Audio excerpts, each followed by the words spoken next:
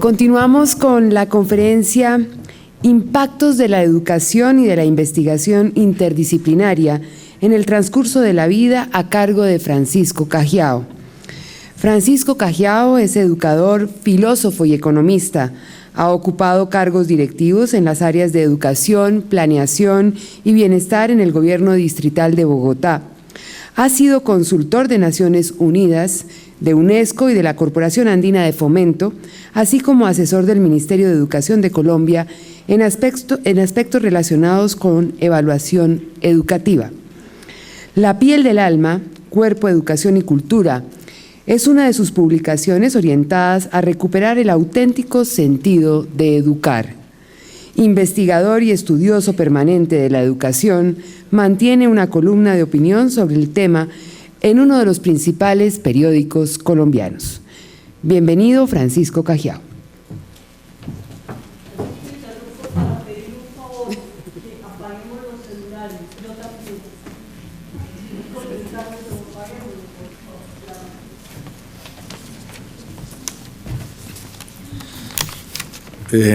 Muy buenos días. Antes que nada, un agradecimiento muy especial a Elisa y su grupo por esta invitación que me ha puesto en aprietos porque, pues, no sé, va llegando el momento en el que uno tiene clara conciencia de que de verdad no sabe nada. Y entonces da un poco de temor. Afortunadamente, el tema de la experiencia empieza ya a no ser vergonzoso después de los 60 años. Entonces ya uno puede decir, voy a hablar de la experiencia, porque pues ya uno está entrando en una etapa en la que si ya no vale ahora, ya no valió nunca. No es casual que yo vaya a retomar de alguna manera casi que el mismo esquema que planteó el padre Múnera. Pues finalmente yo estudié aquí y un poco al amparo de las mismas ideas y de la misma formación. Yo voy a hacer dos reflexiones que las voy a titular con dos frases sugerentes. Una, lo que considero yo que es la tarea de volverse humano. Y la segunda, la reflexión de la tarea de mantenerse humano. La primera, digamos que es una reflexión de carácter, no sé, teórico, académico, y replica mucho de lo que planteó el padre Múnera en términos de historia de la humanidad, pero yo quisiera hacer un énfasis en la antropología. Hay un antropólogo que a mí me ha impactado mucho su lectura, que es Guilford Geertz. Y Guilford Geertz plantea una cosa supremamente interesante. Él dice que él hizo sus estudios, sus primeros trabajos en la isla de Java, y que entre los javaneses existe una palabra, que yo no me la sé, naturalmente mi javanés no es bueno, que denomina javanés, pero la misma palabra significa humano. Y dice Geertz que también en esa cultura hay una palabra que denomina, de memoria lo cito, a los niños, los palurdos y los extranjeros, que significa casi javanés, es decir, casi humano. ¿Y cuál es la diferencia entre ser javanés o casi javanés? El javanés, es decir, el pleno humano, es el que domina el conjunto de códigos comunicacionales que le permiten ser parte de algo, ser parte de una comunidad. El casi javanés no domina eso, no maneja bien los símbolos del tejido, no sabe completamente bien cuáles son los adultos más respetables de la comunidad, no entiende bien cómo son las relaciones para poder contraer matrimonio con alguien, y solo hasta que comprenda todo eso podrá ser denominado realmente humano. Si partimos de esto, diríamos que cuando nacemos apenas somos casi humanos, y que es solo por efecto de la educación que adquirimos todos los días un poco más de humanidad. Es decir, que cada día que se suma a nuestra vida y cada experiencia que nosotros tenemos en contacto con otros seres humanos, vivos, muertos, ausentes o pasados, a través de la cultura, nos da mayores capacidades y mayores códigos para pertenecer a esa comunidad humana. Realmente yo creo que si a mí mañana me duermen y me despierto en Tokio, yo ahí no soy humano. No entiendo nada, no sé qué se come, no sé cómo se come, nadie me entiende, no soy humano, no hago parte de esa cosa que me confiere humanidad. A veces, por allá en las pesadillas, uno piensa en la felicidad del perro. Los perros tienen una dosis de felicidad inmensa. Nacen perros, viven perros y mueren perros, y no hay un solo libro sobre la perrización del perro. Toda la filosofía, en todas las culturas, trata solamente sobre la humanización del humano, cómo hacernos más humanos. Y esto solo es posible por la educación. Sin embargo, es importante señalar que la educación no es la institución educativa. Y este es un problema que tenemos que entender en el marco de lo que se está discutiendo. De 200 años para acá, cada que se habla de educación se piensa automáticamente en escuelas, en colegios, en universidades, en centros de formación. Pero de verdad, lo que nos educa no es eso. Eso nos da la capacidad de comprensión del mundo. Pero la educación es la que recibe un niño en su casa, cuando ve cómo se comportan los adultos y entiende cómo debe comportarse él para ser parte de eso. Sea que lo califiquemos moral o éticamente de una u otra forma, ese conjunto de aprendizajes son los que determinan su identidad como ser humano. Alguna vez una costarricense muy divertido, que fue director del servicio de aprendizaje de Costa Rica y tenía la capacidad de hacerlo a uno reír días enteros, echando chistes y diciendo cosas, imitaba lo que era una conferencia de la OIT, y él hacía los papeles de todos, y uno sabía si quien hablaba era el hindú, o era el chino, o era el japonés, o era el tejano, dependiendo de cómo caminaba. Es que el caminado también se aprende. Y hay gesticulaciones, y hay gestos corporales que nos permiten incorporarnos o no a un grupo humano. Entonces es una enorme tragedia en la adolescencia cuando los niños y las niñas y los jóvenes no saben de verdad qué son. Ya hoy por hoy ni siquiera sabe si son terrícolas. Y cuando uno los ve ya no sabe si está con marcianos. Y entonces esta búsqueda de patrones de identidad solo está dada por el momento en que se aprenden los códigos comunicacionales. Desde luego, para incorporarse a la comunidad científica, si yo estudio biología o yo estudio medicina o yo estudio ingeniería o estudio física, pues realmente tengo que entrar a dominar los códigos de esa comunidad científica.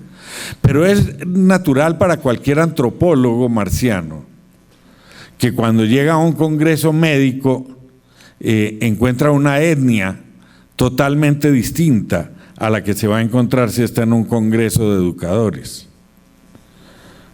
Yo recuerdo, a mí me invitan a cosas muy exóticas y yo por eso intento siempre decir bobadas más del sentido común. Me invitaban a un congreso de pediatría en Cartagena y pues yo no sabía nada que decir y me sorprendí con un problema realmente de etnias. Yo tenía que hacer una charla sobre problemas de aprendizaje y allí había 2.000 pediatras. Cada pediatra tenía una presentación de 15 minutos con 8 láminas en PowerPoint donde decía exactamente cómo era el problema del esófago en el niño neonato tal, y todo el mundo quedaba claro. Y yo tenía una carreta de 1 hora tratando de explicar el contexto epistemológico y nervioso de la generación de la motivación, y no tenía diapositivas, era de otra etnia. Entonces, ¿con esto qué quiero decir? Que la educación es mucho más que esta organización perfecta de contenidos que se dan en un proceso escolar, grado a grado. No, eso es lo que nos dicen que es la educación, pero es la porción más pequeña de la educación.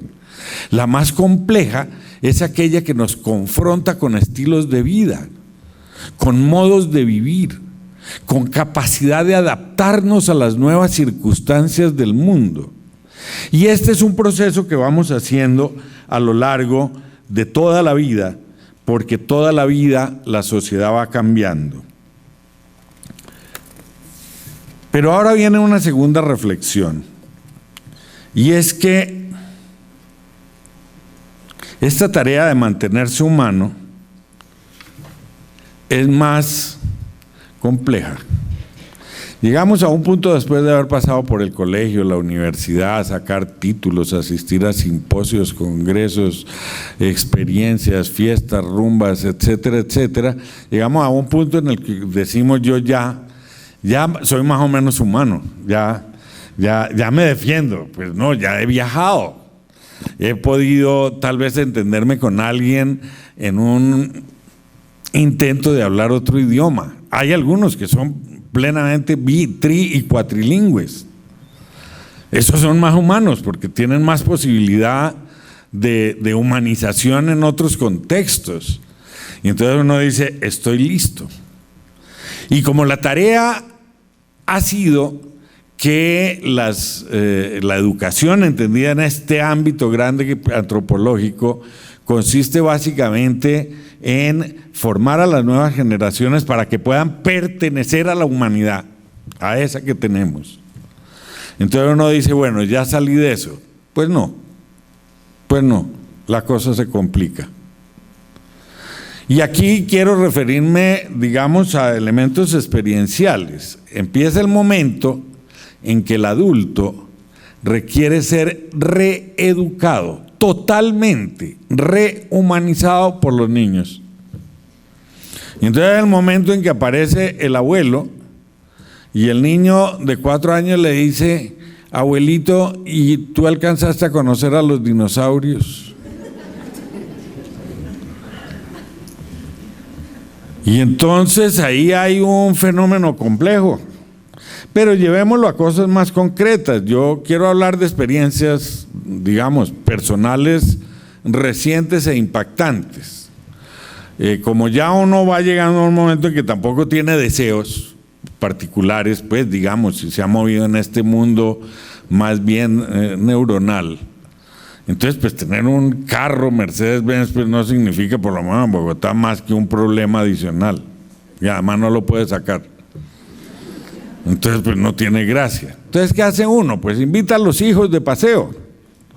¿No? Me invité a mis 3 hijos a ir a Washington y a Nueva York. Si no es por ellos, me suicido. Pues yo no sé comprar las boletas del metro. Es complicadísimo, hay que manejar unas máquinas complicadísimas. No es un problema de inglés, no, es un problema de que se nos atropelló otro mundo. Mi hija menor está estudiando un doctorado en arte, en historia del arte por allá en Europa, en algún lugar de Europa. Y entonces ir al museo, me toca al lado de ella para que me explique los moscorrofios que hay en los museos. Y resulta que son interesantes. ¡Qué sorpresas! Son interesantes. Esto que pongo simplemente así como puntadas, todos los días se me vuelve más divertido de encontrar, porque después de muchos años de este ridículo vitae que leyó a Rito Quieta, donde uno estaba con gentes importantísimas, he vuelto a trabajar en un colegio con niños. Y entonces no entiendo nada.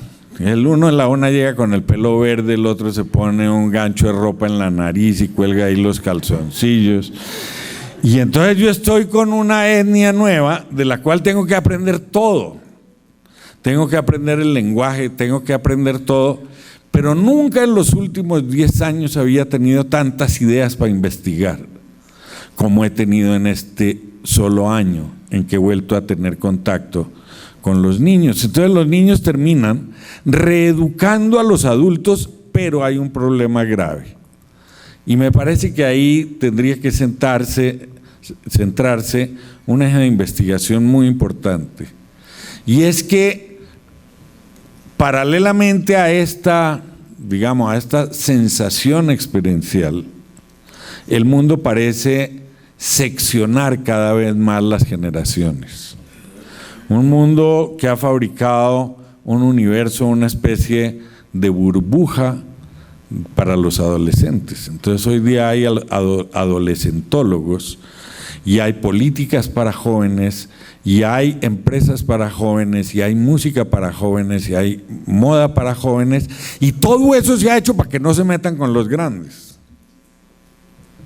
para que no nos fastidien, para que no nos enseñen. Hay un reciente estudio de la Universidad Nacional impactante en muchos aspectos, porque es una caracterización de los maestros públicos de Bogotá. Los describe, sus características etarias, los maestros de Bogotá están sobre el promedio entre los 40 y los 55 años, es decir, es una población ya muy madura. Pero hay un capítulo y una tabla estadística, una en todo el estudio, que dice ¿qué es lo que a usted más le molesta de los jóvenes? En primer lugar, con el 50% aparece su aspecto físico. En segundo lugar, aparecen sus manifestaciones y expresiones explícitas de afecto. No le gusta al adulto ver a dos chinos besándose, porque le da una envidia monstruosa, y además envidia arqueológica, porque como uno no pudo. Una amiga de mi hija, cuando estaban en el colegio, me preguntó, estaban aquí, empezaba toda la publicidad contra el SIDA, y me decía la niña con una ingenuidad enorme, una niña de 15 años, oye, explícame una cosa, ¿por qué ahora que tener sexo no es pecado, ahora es tan peligroso? Entonces, hay ahí un tema para investigar muy interesante. Esto llevó a que en el tiempo planteáramos, a raíz de un proyecto de investigación que financió Colciencias, que fue muy interesante y muy importante, que se llamó el Proyecto Atlántida, sobre el adolescente escolar en Colombia.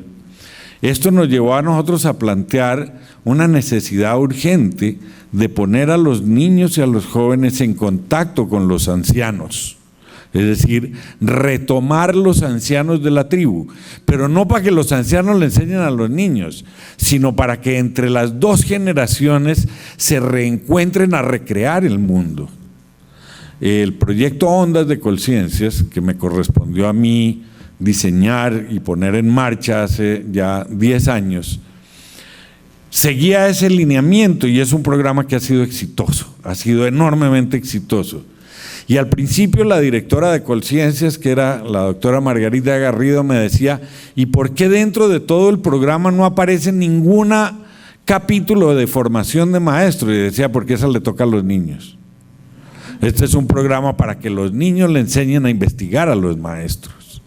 ¿Cómo? A partir de sus preguntas, porque las preguntas que hacen los niños nadie tiene respuesta, ni los maestros, ni ningún investigador, por sabio que sea, va a poder responder a una pregunta de unos niños en Fusagasugá que decían: nosotros queremos saber cuántas clases de insectos hay en el potrero de don Roberto.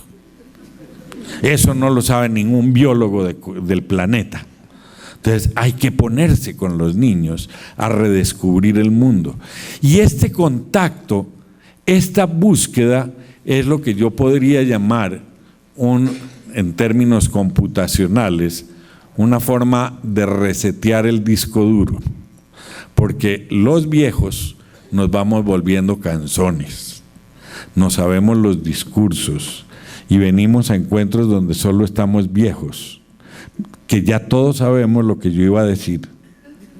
Yo ya sabía lo que iba a decir el padre Múnera y me siento muy complacido de saber que no estoy equivocado. Si aquí hubiera 40 niños, yo estaría en un problema supremamente serio, porque me mirarían con unos ojos de huevo frito de este señor, ¿de qué está hablando? Y yo creo que esto, por ejemplo, en los eventos de formación de maestros ha tenido un impacto muy grande. Quiero ya cerrar un poco esta presentación, un poco contándoles 2 o 3 anécdotas. Hace 3 años, efectivamente, me fueron a asesorar al Ministerio de Educación en el tema de evaluación, y lo primero que se planteó fue: oigamos a la gente, antes de convocar una comisión de expertos que digan cómo debe ser la evaluación. ¿Por qué no hacemos 30, 40, 50 talleres en todo el país donde la gente diga cosas? Y yo puse una condición para esos talleres que yo debía coordinar, que de hecho lo hice, y era que forzosamente en esos talleres debía haber maestros, estudiantes y padres de familia, porque la evaluación tenía diversos puntos de vista. Fue verdaderamente apasionante ver cómo los estudiantes eran los únicos que sabían de evaluación. Eran los únicos que sabían. Y esto me intrigó, porque estas son cosas que no estudiamos y no investigamos. Me intrigó porque en Barrancabermeja 25 niños eran capaces de hacer planteamientos que no eran capaces de hacer maestros que tienen maestría, especialización y más cartones que un tugurio. Claro, es muy fácil.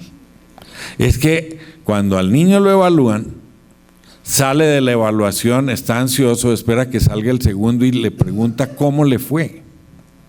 Y cuando el segundo dice cómo le fue y empiezan a analizar las preguntas de ellos, se vuelven expertos en saber cómo hacemos las cosas mal. El maestro recoge 40 papeles, los echa debajo del brazo y se va para su casa y nunca piensa sobre qué tan bueno fue el ejercicio de evaluación que hizo. Claro, juntando lo que los niños y las niñas decían, por todo el país era increíble, y entonces surgían unas preguntas absolutamente fantásticas sobre la educación. Solamente fueron niños pequeñitos de 11 años, de 10 años, como a 4 o 5 talleres de estos, pero me llamó la atención que bien fuera en Quibdó, bien fuera en Leticia o bien fuera en Cali, los chiquiticos siempre hacían la misma pregunta: profe, ¿y usted podría explicarnos por qué será que siempre le preguntan a uno lo que no se sabe? No es una pregunta tonta, para nada. Por esa pregunta los maestros de Colombia se declararon en desobediencia civil hace 6 años y se negaron a ser evaluados. Entonces, cuando uno oye a los niños, tiene una posibilidad realmente extraordinaria de reciclarse, de resetearse, y no tenemos prácticamente ningún programa que yo conozca en el país que permita poner en contacto a los mayores, ancianos de la tribu, que además están llenos de cuentos que solo les interesan a los niños, porque los hijos mayores ya no le oyen a uno los cuentos, ay, deja la vaina. Pero un niño chiquito tiene una capacidad enorme, y ese adulto que es capaz de contar nuevamente su cuento a las nuevas generaciones tiene la posibilidad además de revitalizar toda su experiencia a partir del interrogar del niño. Yo creo que tenemos que todavía explorar mucho en este sentido de articular humanidad, porque lo que tenemos es muchas humanidades superpuestas como en una milhoja, y casi nadie cambia de piso en la milhoja. Muchas gracias.